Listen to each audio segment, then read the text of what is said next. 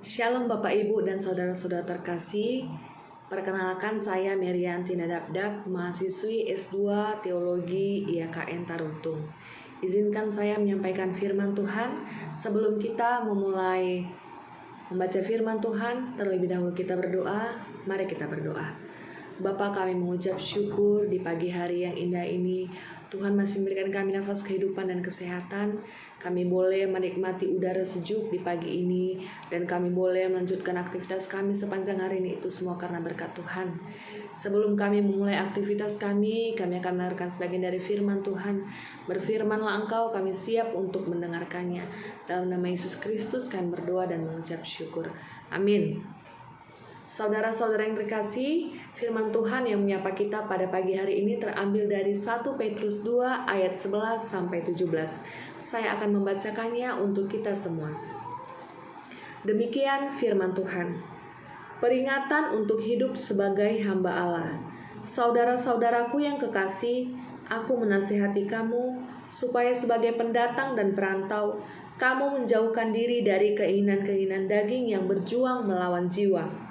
Milikilah cara hidup yang baik di tengah-tengah bangsa bukan Yahudi, supaya apabila mereka memfitnah kamu sebagai orang durjana, mereka dapat melihatnya dari perbuatan-perbuatanmu yang baik dan memuliakan Allah pada hari Ia melawat mereka. Tunduklah karena Allah kepada semua lembaga manusia, baik kepada raja sebagai pemegang kekuasaan yang tertinggi, maupun kepada wali-wali yang diutusnya untuk menghukum orang-orang yang berbuat jahat dan menghormati orang-orang yang berbuat baik. Sebab inilah kehendak Allah, yaitu supaya dengan berbuat baik kamu membungkamkan kepicikan orang-orang yang bodoh. Hiduplah sebagai orang merdeka dan bukan seperti mereka yang menyalahgunakan kemerdekaan itu untuk menyelubungi kejahatan-kejahatan mereka, tetapi hiduplah sebagai hamba Allah. Hormatilah semua orang, kasihilah saudara-saudaramu, takutlah akan Allah, hormatilah raja. Pada ayat 11 sampai 12 dikatakan, kamu menjauhkan diri dari keinginan-keinginan daging dan berjuang melawan jiwa. Milikilah cara hidup yang baik di tengah-tengah bangsa bukan Yahudi. Artinya, Petrus menyebut dirinya sebagai pendatang dan perantau, sehingga harus menjauhkan diri dari keinginan-keinginan daging dan melawan jiwa. Kalimat ini menggambarkan kehidupan orang percaya tidak boleh mengikuti keinginan daging ataupun hawa nafsu. Orang pendatang memiliki cara hidup yang baik, menghormati penguasa, dan hidup merdeka, tetapi tidak menyalahgunakan kemerdekaan itu. Orang yang merdeka tidak melakukan kejahatan dan senantiasa mengasihi saudara-saudaranya. Banyak orang yang tidak mampu menjauhkan dirinya dari keinginan daging. Tapi melalui nats ini kita diajarkan agar memiliki cara hidup yang baik. Orang dapat melihat perbuatan kita sehingga nama Allah semakin dipermuliakan. Aplikasi yang boleh kita lihat yaitu jangan terlalu melekat pada sistem dan kenikmatannya, kenikmatan yang dunia tawarkan, tetapi berfokuslah kepada kehidupan dan misi Allah. Jadilah terang dimanapun kita berada, baik di rumah, di masyarakat, dan di lingkungan kerja. Bukan karena kita ingin dipuji, tetapi agar orang lain mengenal Kristus melalui hidup kita. Pada bagian yang kedua, ayat 13 sampai ayat 15 dikatakan, tunduklah karena Allah kepada semua lembaga manusia, baik kepada raja maupun wali-wali. Artinya, kita menempatkan diri kita di bawah otoritas Allah, bukan dengan paksaan. Petrus menulis surat ini kepada jemaat di bawah pemerintahan Romawi, sering tidak adil terhadap orang Kristen. Tunduklah menunjukkan sikap yang taat dan tidak memberontak. Pada zaman sekarang, banyak orang Kristen yang kehilangan respek terhadap otoritas, baik itu terhadap pemerintah, pemimpin rohani, bahkan orang tua. Media sosial menjadi tempat orang melampiaskan kemarahan dan kebencian tanpa ada kendali dan kontrol. Sering kita melihat orang-orang meluapkan amarahnya, emosinya di media sosial tanpa ada kontrol. Sehingga segala sesuatu yang dia rasakan dia luapkan di media sosial dan semua orang akan tahu apa permasalahan yang sedang terjadi kepada dirinya. Tetapi sebagai orang yang percaya kepada Tuhan, kita dipanggil untuk menjadi garam dan terang. Ketaatan bukan tanda kelemahan, melainkan bentuk kepercayaan kepada kedaulatan Allah.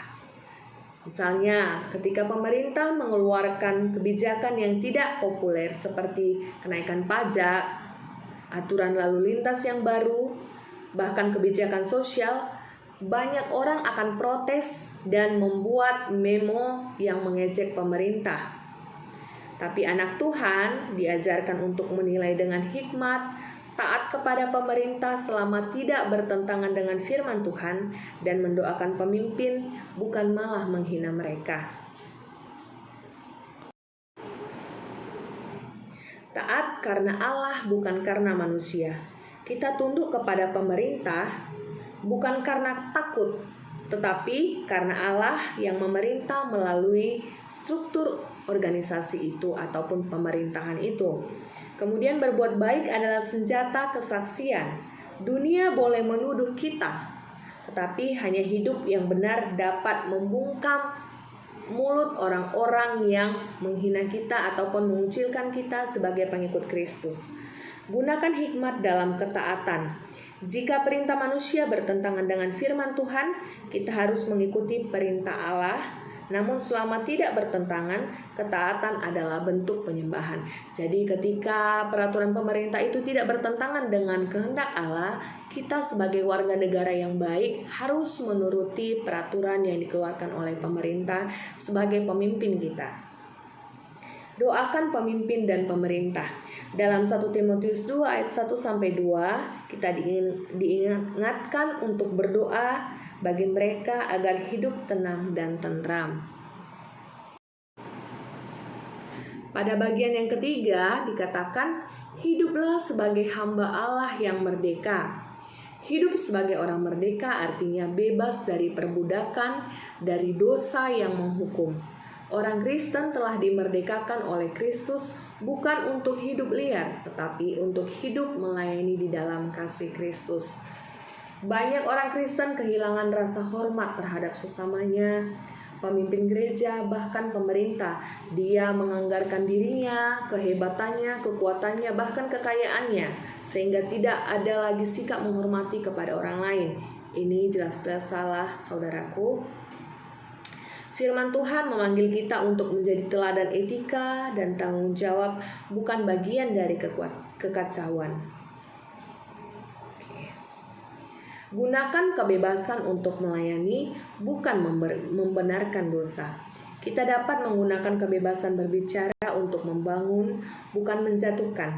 Kita dapat menggunakan kebebasan bergaul untuk bersaksi, bukan berkompromi. Yang kedua, hormatilah semua orang dengan kasih Kristus. Dalam dunia digital, tunjukkan hormat lewat kata-kata di media sosial. Ketika kita memposting status ataupun ungkapan perasaan kita, marilah kita menggunakan kata-kata ataupun kalimat yang sopan dan tidak menyinggung perasaan orang lain.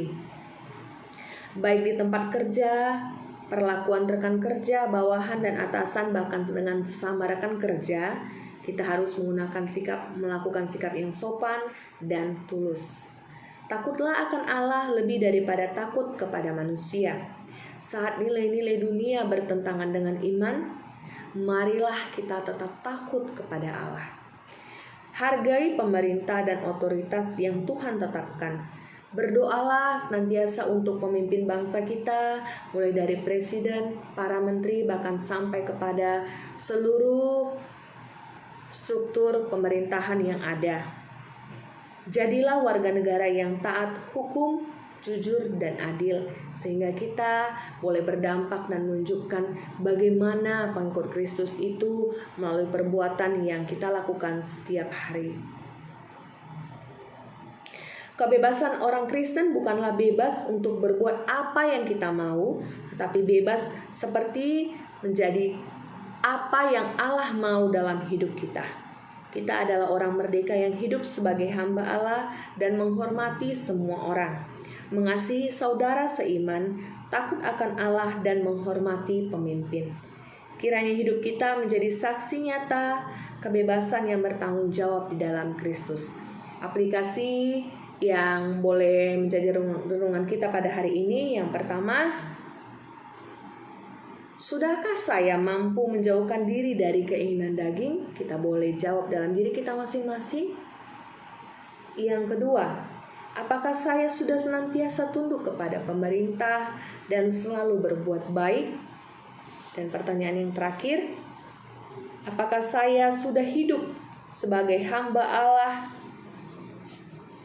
yang merdeka? Kita boleh menjawab dalam hati kita masing-masing, apakah kita sudah benar hidup di hadapan Allah sebagai orang yang merdeka, dan apakah kita sudah senantiasa menunjukkan bagaimana seorang Kristen sejati di tengah-tengah pemerintahan. Kita sebagai warga negara yang baik senantiasa taat kepada pemerintah selama itu tidak bertentangan dengan kehendak Allah. Demikianlah firman Tuhan yang menyapa kita pada pagi hari ini. Semoga kita semua menjadi orang yang merdeka dan senantiasa hidup di dalam kehendak Tuhan. Amin. Terima kasih, Tuhan Yesus memberkati.